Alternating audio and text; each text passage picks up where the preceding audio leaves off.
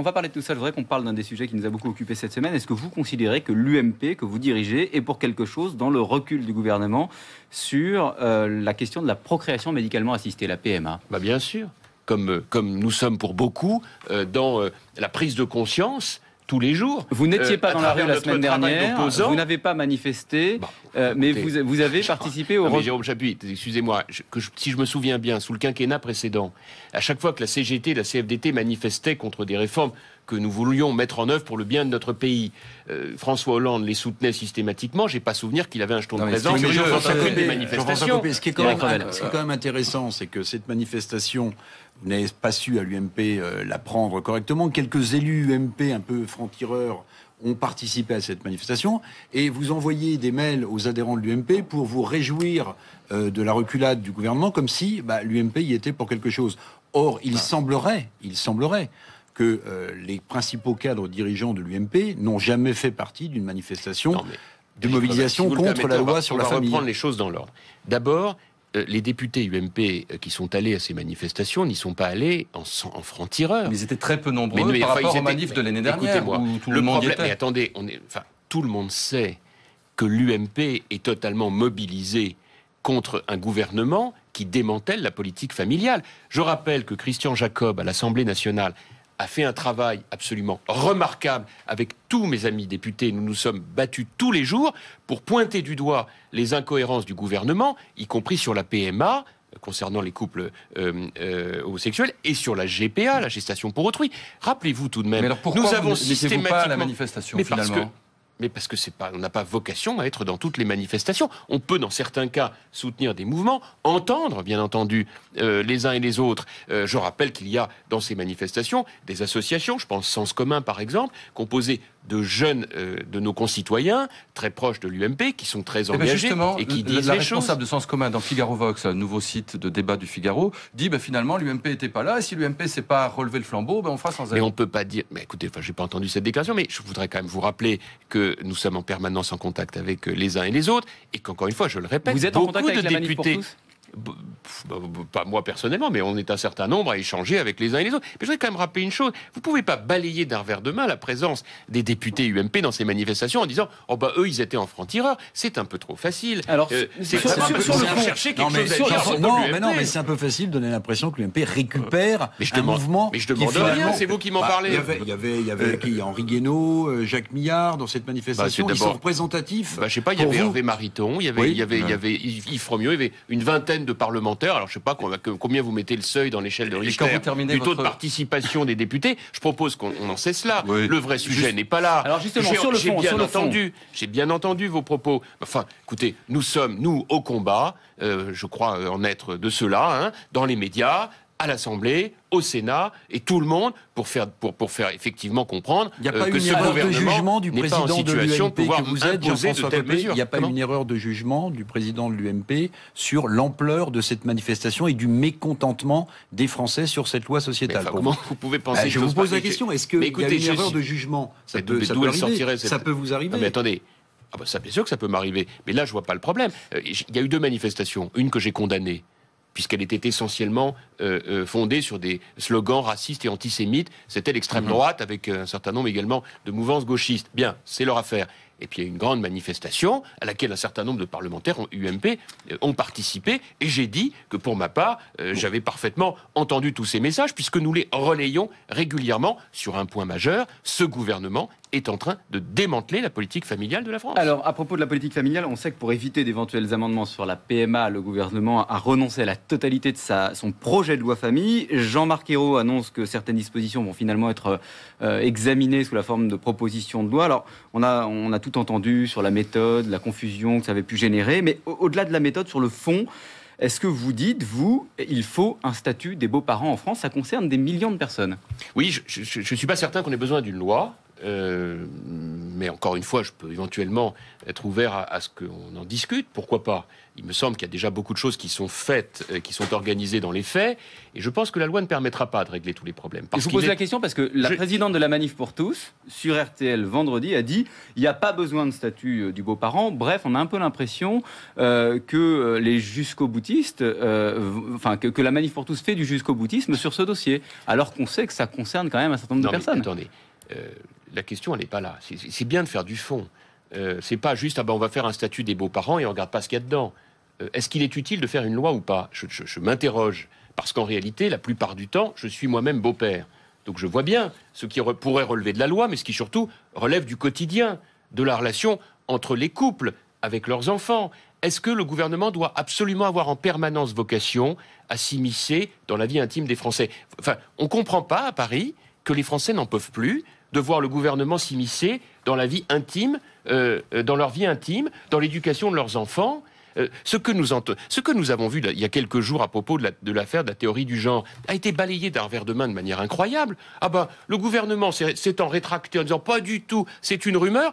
On a balayé le problème. Mais vous avez vu les recommandations des ministres, enfin, les déclarations sur ce point. J'en ai relevé quelques-unes. Monsieur Hollande, candidat à la présidentielle en mars 2012, dit il faudra d'une manière ou d'une autre s'occuper de la théorie du genre dans l'enseignement. Ouais. Vous savez Monsieur Hérault a dit la même chose. La porte-parole du gouvernement là-dessus, quand elle vous entend dire ce genre de choses, elle l'a dit il y a quelques jours. Vous relayez que disent Madame Farida Belgoul et Alain Soral. C'est ça. Et toutes les théories défendues par ce dernier. C'est-à-dire qu'à chaque fois qu'on a le malheur, nous à l'UMP, de s'opposer au gouvernement, c'est parce qu'on est dans le complot fasciste. Dites-moi, Jérôme Chapuis, je n'ai pas pour habitude de venir avec beaucoup de notes dans les émissions, mais j'ai pas résisté quand j'ai vu ça. Je vous avoue que mon sang n'a fait qu'un tour. Je vous l'ai amené. Ça vient du Centre de documentation pédagogique, ça fait partie de la liste des livres recommandés aux enseignants pour faire la classe aux enfants de primaire. Alors, je vous le recommande. Lisez-nous le titre pour la radio. Tous à poil. Tous à poil. Je vous le recommande. C'est très intéressant. Il n'y a pas beaucoup de texte. Vous êtes là-dessus. Il n'y a pas beaucoup de texte. Mais alors voilà, à poil. Non, mais je vous assure, on ne sait pas s'il faut sourire, mais comme c'est nos enfants, on n'a pas envie de sourire. Alors vous voyez les dessins, voilà. Donc on tourne les pages. À poil le bébé, à poil la babysitter, à poil les voisins. Je tourne les pages. À poil la mamie, à poil le chien, à poil la maîtresse. Vous voyez, c'est bien pour l'autorité des professeurs. À poil la chanteuse, nous avons à poil le docteur, à poil le président, directeur général. Ah bah oui, bien sûr, il ne faudrait pas le... Pourquoi je vous montre tout ça ? Et ça, c'est un livre, vous dites, ça, c'est un livre qui est... c'est un livre qui fait partie de la liste des livres recommandés par le Centre national de documentation pédagogique pour les enseignants, pour qu'ils fassent la classe aux enfants. Pourquoi je vous montre tout cela ? Est-ce que c'est utilisé ? Est-ce que c'est... Voilà, est-ce que vous n'êtes pas en train de... Ça s'adresse à quelle classe ? À votre avis, vous avez vu la configuration du livre ? Des petits, peut-être ? Voilà, oui, des petits. Alors, pourquoi je vous ai amené ça ? Je ne vais pas aller au-delà. Je veux juste vous dire la chose suivante. Il y a un moment où il va falloir qu'à Paris, on atterrisse un petit peu sur ce qui est en train de se faire dans ce pays. Et le rôle des responsables de l'UMP que nous sommes, c'est maintenant de dire « ça suffit ». Les Français sont exaspérés de voir la manière dont ce gouvernement a décidé de prendre en main l'éducation de nos enfants, la vie personnelle et intime des Français, alors qu'ils devraient s'occuper de chômage, qu'ils devraient s'occuper d'insécurité, qu'ils devraient s'occuper de croissance. Je vais vous donner là-dessus une illustration très concrète. Monsieur Payon, en septembre 2012, dans une interview chez vos confrères du journal du Dimanche, explique, je cite, qu'il faut arracher les enfants par l'école au déterminisme familial. Et bien, quand on est capable de prononcer des phrases pareilles, c'est dire combien on est dans un gouvernement qui est totalement pétri d'idéologie et qui n'a plus la conscience de ce qu'il faut faire. Que la faire. droite balaie devant sa porte et reconnaisse qu'elle a eu tort d'introduire l'enseignement de la théorie du genre, parce que c'est le cas en classe de seconde pour les études de sciences et vie de la Terre. C'était du temps de Luc Châtel qui est ici. Oui, Luc Châtel est ici, il s'en est d'ailleurs expliqué et je trouve que c'est un bien mauvais procès d'intention à lui faire. Je voudrais rajouter autre chose, Alexis Brézé. Parler de la... Non, mais c'était une erreur. Pourquoi c'est un mauvais procès d'intention ? Tout simplement parce que je considère que nous ne sommes pas tout à fait au même niveau de formation des enfants quand on est en seconde et quand on est en primaire. Deuxièmement, s'il s'agit d'enseigner l'existence de théories à des niveaux de débat, enseignement de philosophie, à un niveau élevé, je peux le comprendre comme on enseigne la théorie marxiste, la théorie libérale, très bien. Ce qui n'est pas acceptable, c'est de le banaliser et pire encore, d'en faire un élément de morale. Pourquoi ? Parce que ce qu'on en fait croire aux gens, et notamment à nos enfants, c'est que c'est une manière de lutter contre l'inégalité entre les hommes et les femmes. Eh bien moi je suis désolé, je fais partie de ceux qui sont très engagés dans la lutte contre l'inégalité entre les hommes et les femmes. J'ai, avec beaucoup de mes amis, Michel Alliot-Marie est présente ici, porté une loi d'interdiction de la burqa. J'ai, avec Marie-Josie Merman, fait une loi pour la parité dans les conseils d'administration. Je suis, comme beaucoup, très engagé pour le rééquilibrage de la rémunération à responsabilité comparable. Et je préférerais, si on veut vraiment lutter contre l'égalité des hommes et des femmes, et je n'entends pas Madame Vallaud-Belkacem là-dessus, qu'on fasse venir dans les collèges, pas dans le primaire, des femmes qui ont réussi à des responsabilités économiques importantes, pour qu'elles racontent ce qu'elles font et comment elles le font. Ça changerait beaucoup de choses. J'aimerais simplement revenir sur ce que vous avez dit il y a quelques minutes. Il faut qu'à Paris, on comprenne que les Français n'ont pas envie qu'on s'immisce dans leur intimité. Oui. Mais pardonnez-moi, est-ce que dans ces cas-là, une loi comme l'IVG, qui s'adresse directement à l'intimité des femmes et à ce qu'elles ont de plus cher, porter un enfant, aurait pu être formalisée sous forme d'une loi, si on retient votre analyse, c'est-à-dire il ne faut surtout pas s'intéresser à l'intimité des gens, de la vie des femmes. Éric Revel, c'est une question assez simple. Mais oui, bien sûr, mais je vais y répondre, c'est une question très fondée. Je considère que oui, dans le cas d'espèce, l'IVG, la loi Veil a été, à propos de l'IVG, une avancée considérable pour les femmes dans notre société. Je ne fais pas tout à fait la même n'est sur le débat concernant la gestation pour autrui. Et vous pour les couples homosexuels, je pense que ça n'est pas du tout la même chose. Mariano Rajoy en Espagne, qui, dans un contexte équivalent, sinon pire même, du point de vue économique, relance lui aussi le débat sur l'IVG en limitant le droit d'accès. Comment est-ce que vous vous situez ? Comment voulez-vous que j'approuve une chose pareille ? Moi, je suis, depuis toujours, pleinement satisfait de la loi Veil telle qu'elle existe.